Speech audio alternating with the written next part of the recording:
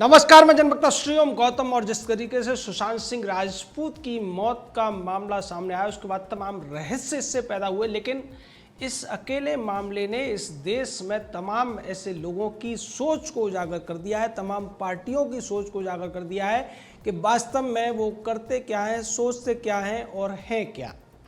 इसी कड़ी में अब जब से रिया चक्रवर्ती के ऊपर एनसीबी का शिकंजा कसा है, वो जेल तक पहुंच गई है। आज उसकी जमानत याचिका पर भी हाईकोर्ट में सुनवाई हुई, लेकिन उसके बाद सीधे तौर पर उसकी जो सुनवाई है कल तक के लिए टाल दी गई है। लेकिन अब रिया चक्रवर्ती को अपने समर्थन में कांग्रेस खुलकर खड़ी होती हुई दिखाई दे रही है। जी हाँ, कांग्रेस पार्टी का जो पश्चिम बंगाल का चीफ है अधीर रंजन चौधरी, जो अपने उलझुल और कभी कभी बचकाने बयानों के लिए कई बार अपनी बेइज्जती कराता है, कई बार डांट खाता है और कई बार सोनिया राहुल से लताड़ भी खाता है। ऐसे व्यक्ति ने अब एक नया एंगल इस पूरे केस में दे दिया है। अधीर रंजन चौधरी कहता है कि सुशांत सिंह राजपूत के मामले को बीजेपी इसलिए भुना रही है, इसलिए तूल दे रही है क्योंकि उसको बिहार में चुनाव लड़ना है। लेकिन वो लोग ये भूल रहे हैं कि रिया चक्रवर्ती भी एक बंगाली ब्राह्मण है और इसको बिना सबूतों के इसको फंसाने की कोशिश की जा रही है, उसको परेशान किया जा रहा है, उसको टारगेट किया जा रहा है। ऐसी बात कह के अधीर रंजन ने यह कह दिया है कि कांग्रेस पार्टी रिया चक्रवर्ती को निर्दोष मानती है, उसी रिया चक्रवर्ती को जिसके खिलाफ तमाम सबूत इस मामले में चीख चीख कर कह रहे हैं कि इस मामले का सबसे बड़ा कोई दोषी है तो वो रिया चक्रवर्ती है। रिया चक्रवर्ती के पक्ष में इस तरह खुलकर बोलना अब कांग्रेस को किस तरीके से भारी पड़ेगा या उसके पक्ष में वोट बनाएगा, ये तो आने वाला वक्त बताएगा। लेकिन अब तक जो कयास लगाए जा रहे थे कि रिया चक्रवर्ती को शिवसेना, कांग्रेस और एनसीपी की सरकार बचा रही है, इसको लेकर अभी तक कोई खुलकर नहीं कह रहा था। लेकिन अब जिस तरीके से अधीर रंजन चौधरी ने इस पूरे मामले में अपनी बात रखी है, उससे स्पष्ट है कि निश्चित तौर पर शिवसेना, एनसीपी और कांग्रेस की जो सरकार है रिया चक्रवर्ती को बचा रही है, क्योंकि रिया चक्रवर्ती के फंसने से कई सारे ऐसे लोग भी इस मामले में फंस जाएंगे, उनके अपराध भी खुल जाएंगे जो कि इस मामले से कहीं न कहीं जुड़े हुए हैं। और अब तक केवल कयास लगाए जा रहे थे, लेकिन खुले तौर पर कांग्रेस ने अब ये स्वीकार कर लिया है कि उसकी नज़रों में रिया चक्रवर्ती दोषी नहीं है, जिसने सुशांत सिंह राजपूत की पूरी दौलत को हड़पने की कोशिश की, जिसने सुशांत सिंह राजपूत को ड्रग्स के मकड़ जाल में फंसाया, जिसने सुशांत सिंह राजपूत को ब्लैकमेल किया। और इस सब को कहने के लिए कांग्रेस एक पुराने मुहावरे का इस्तेमाल कर रही है, जिसमें कहा गया है कि जब तक अदालत किसी व्यक्ति को अपराधी घोषित न कर दे तब तक वो निर्दोष है। उसी तरीके से जैसे कि याकूब मेनन को जब फांसी होने वाली थी, तब कांग्रेस पार्टी और इसके समर्थक वकील सुप्रीम कोर्ट पहुंच गए थे। रात के 2 बजे सुप्रीम कोर्ट खुलवाया गया था और ये कहा गया था ये सीधे तौर पर जुडिशियल किलिंग है, इसको रोके जाने की जरूरत है। यानी कि कांग्रेस पार्टी ये मानती है कि किसी भी व्यक्ति के ऊपर अगर अपराध का आरोप लगता है तो वो अपराधी नहीं है, लेकिन दूसरी तरफ अगर यही अपराध के आरोप और झूठे आरोप, निराधार आरोप अगर विपक्षी पार्टी, खासकर भारतीय जनता पार्टी के किसी व्यक्ति पर लग जाते हैं तो कांग्रेस पार्टी और इसके तमाम समर्थक एक झटके में उस व्यक्ति को अपराधी घोषित करके उस व्यक्ति के खिलाफ जिस तरीके से अभियान चलाते हैं वो अभियान कई वर्षों तक चलता है। इसके बहुत सारे उदाहरण हैं। भारत के प्रधानमंत्री खुद इसके उदाहरण हैं, अमित शाह इसके उदाहरण हैं, साध्वी प्रज्ञा जैसे तमाम लोग इसके उदाहरण हैं। लेकिन उन केसेस में कांग्रेस पार्टी दूसरे तरीके से बात करती है और रिया जैसे केसेस में अलग तरीके से बात करती है। ये कांग्रेस की एक विशेषता है जिसको आम भाषा में दोगलापन कहा जाता है। और इसी तरीके का दोगलापन बॉलीवुड के तमाम जो एक्ट्रेस या एक्टर्स हैं, नट या नटनियां हैं, उनका भी अब देखने को मिल रहा है। जो नट नटनियां अब तक तमाम लोगों के महिला अधिकारों की बात किया करते थे, महिलाओं पर होने वाले अत्याचार की बात किया करते थे और फेक फोटोग्राफ्स को लेकर भी कई बार वो अभियान चला दिया करते थे, आज वो सब के सब अपने मुंह में दही जमा कर बैठे हैं। उनमें से एक नाम है सोनम कपूर, जिसने ये कहने की कोशिश की है कि एक आंख के बदले अगर आंख ली जाएगी तो पूरा जगत ही अंधा हो जाएगा। ऐसा उसने दिया मिर्जा के उस ट्वीट पर कहा जिसमें उसने बीएमसी द्वारा कंगना रनौत के खिलाफ की गई कार्रवाई का विरोध किया था, उसको आलोचित किया था। लेकिन यहाँ पर सोनम सीधे तौर पर रिया चक्रवर्ती को निर्दोष बता रही है और वो कहती है कि रिया के खिलाफ जो कुछ चल रहा है, जो हैरेसमेंट हो रहा है, वो गलत है। यानी आप देखिए कि ये लोग किस तरीके की दोगलापंथी करते हैं। एक तरफ सीधे तौर पर जो मुंबई का जो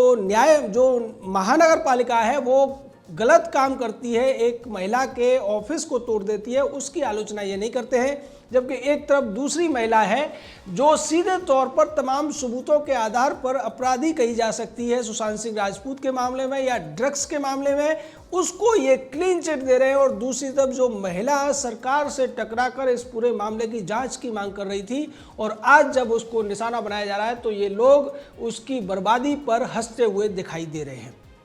लेकिन ये लोग भूल जाते हैं कि इस देश की जो जनता है वो अब बहुत ज़्यादा जागरूक हो चुकी है, हर एक बात को समझती है, हर मिनट की खबर जनता को होती है और इस तरीके के लोगों को जवाब कैसे दिया जाता है जनता अच्छी तरीके से समझती है। अभी पिछले दिनों जब महेश भट्ट इस पूरे मामले में, महेश भट्ट की जो एक खलनायक वाली भूमिका इस पूरे मामले में लोगों के सामने आई थी, तो उसके बाद में जब उसकी बेटी की एक फिल्म का ट्रेलर रिलीज हुआ था तो उस ट्रेलर को भारत की जनता ने, दुनिया के तमाम ऐसे लोगों ने जो भारत से संबंध रखते हैं, यूट्यूब का दूसरे नंबर का सबसे ज़्यादा डिसलाइक किया जाने वाला वीडियो घोषित करा दिया था। ये जनता की ताकत है। जिस तरीके से नसरुद्दीन शाह जैसे लोग, जावेद अख्तर जैसे लोग, आमिर खान, शाहरुख खान जैसे लोगों का दोगलापन भी पहले सामने आ चुका है और उसको लेकर भी जनता में जो आक्रोश देखने को मिला था उसका खामियाजा इन लोगों को पहले भुगतना पड़ा है। लेकिन एक बात निश्चित है कि मुंबई में जो कुछ होता है वो बीएमसी किस तरीके से उसको डील करती है और इस मामले में बीएमसी की पहले आलोचना होती रही है। अभी जब ये कहा जा रहा है कि बीएमसी ने जो कार्रवाई की है वो उचित की है, कानून के दायरे में की है, लेकिन वो लोग भूल गए हैं कि बीएमसी के पास हजारों ऐसे फाइलें, ऐसे केसेस, ऐसी शिकायतें पेंडिंग हैं जिनमें तमाम बड़े नामचीन लोगों ने अपने घरों में अवैध निर्माण किए हैं, इसके सबूत हैं। और बीएमसी भी ऐसे कई लोगों को नोटिस जारी कर चुकी है जो कि अखबारों में, मीडिया में सुर्खियां बन चुके हैं। उनमें से 3 नाम मैं गिना देता हूं। प्रियंका चोपड़ा को भी बीएमसी नोटिस जारी कर चुकी है, कपिल शर्मा को भी और अमिताभ बच्चन जैसे लोगों को भी नोटिस जारी हो चुका है। और ऐसे बहुत से लोग हैं जिनको नोटिस जारी नहीं हुआ है क्योंकि उनको नोटिस जारी करने की हिम्मत बीएमसी में नहीं है। और बीएमसी ने जिस तरीके की कार्रवाई की है वो कितनी बड़ी कायराना कार्रवाई है, इसका उदाहरण आप इसी से समझ सकते हैं कि दाऊद इब्राहिम, जिसने कि मुंबई में दंगे कराए थे, जिसने तमाम लोगों की जान लेने का आरोप, अपराध जिसके ऊपर है, उस व्यक्ति की बिल्डिंग को गिराने की हिम्मत अभी तक बीएमसी नहीं दिखा पाई है। और आज जब शिवसेना के प्रवक्ता से यह बात पूछी गई तो उसने कहा कि अभी हमारे पास इतना मैन पावर नहीं है कि दाऊद की बिल्डिंग को गिरा दें। यानी आप समझिए कि इतना मैन पावर उनके पास नहीं है कि दाऊद की बिल्डिंग को गिरा दे, इतने संसाधन नहीं है। लेकिन दूसरी तरफ कंगना रनौत जैसे एक महिला जो कि सीधे तौर पर सवाल उठा रही है, प्रशासन के ऊपर सवाल उठा रही है, मुंबई पुलिस के ऊपर सवाल उठा रही है, संजय राउत जैसे लोगों के ऊपर उसके खिलाफ पहले गाली गलौज की जाती है, उसको धमकाया जाता है, उसको डराने की कोशिश की जाती है और बाद में जब केंद्र सरकार की तरफ से उसको 22 श्रेणी की सुरक्षा मुहैया करा दी जाती है तो इससे चिढ़कर बीएमसी अपना हथौड़ा उसके ऑफिस के फर्नीचर पर चलाती है, ऑफिस की दीवारों पर चलाती है, एसी जैसी चीजें तोड़ दी जाती है और ये कहा जाता है कि ये सब अवैध था। लेकिन ये अवैध था, इसका निर्णय कोर्ट ने कर दिया है कि आपने जो कुछ किया है वो अवैध है, आपने जो कुछ किया है वो गलत है, आपने जो कुछ किया है वो गलत मंशा से किया है, आपकी नीयत सही नहीं थी। और इसको लेकर भी निश्चित तौर पर हाई कोर्ट में जिस तरीके से मामला पेंडिंग है उसमें अब बीएमसी के कमिश्नर को जवाब देना है। शिवसेना अपना पल्ला झाड़ चुकी है, लेकिन दूसरी तरफ मुंबई से जो लोग पैसा कमाते हैं, लोगों की नज़रों में जो हीरो होते हैं, वो कितने बड़े खलनायक हैं वो इस केस देश में एक एक करके सामने आता जा रहा है। अभी तक किसी भी ऐसे बड़े नाम ने कंगना रनौत के पक्ष में तो नहीं बोला है, लेकिन रिया चक्रवर्ती के पक्ष में कई ऐसे लोग बोलते हुए नजर आ रहे हैं, कई लोग अभियान चलाते हुए नजर आ रहे हैं, कई चैनल इस मामले में आगे बढ़कर उस सुपारी पत्रकारिता करते हुए नजर आए थे और उनकी कलई भी सोशल मीडिया ने खोल दी थी। आज सोशल मीडिया की वजह से ही ये केस इस तरीके से सामने आ रहा है और इसकी वजह से मुंबई का जो अंडरवर्ल्ड और जो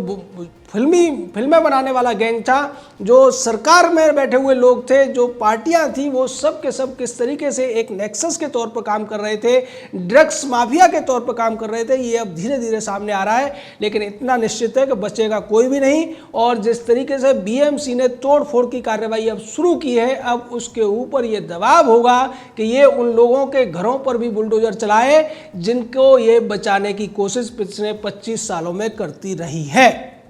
दूसरी बात, शिवसेना को लेकर एक बार बाला साहब ठाकरे ने सही ही कहा था। उन्होंने ये कहा था, जब उनसे एक बार रजत शर्मा ने आपकी अदालत में एक सवाल पूछा था कि आप इतने साल से अपनी पार्टी के अध्यक्ष बने हुए हैं, आप क्यों अपनी पार्टी में लोकतंत्र लागू नहीं करते हैं, तो इस पर उन्होंने जवाब दिया था कि मैं लोकतंत्र में इस तरीके की बातों में विश्वास नहीं करता। मैं जब तक इस पार्टी का अध्यक्ष हूं तब तक ही शिवसेना बची हुई है। जिस दिन मैं इस पार्टी को छोड़ दूंगा, मैं इस पार्टी में नहीं रहूंगा, उसके बाद इस पार्टी का कांग्रेसी करण हो जाएगा। और निश्चित तौर पर अब शिवसेना का कांग्रेसीकरण ही नहीं हुआ है, बल्कि शिवसेना अब सोनिया सेना बन गई है, जिसको लेकर तमाम देश में आलोचनाएं हो रही हैं। ये अपराधियों के खिलाफ एक्शन नहीं लेती है, ये उन खलनायकों के खिलाफ एक्शन नहीं लेती है, ये उन बिल्डरों माफियाओं के खिलाफ एक्शन नहीं लेती है, लेकिन जो गरीब हैं, जो मजदूर हैं, उनके खिलाफ एक्शन लेकर उन्हें मुंबई से भगाती है। और अगर कोई महिला इसके ऊपर सवाल उठाती है तो उससे बदला लेने के लिए उसके ऑफिस को तुड़वा देती है। जय हिंद, जय भारत।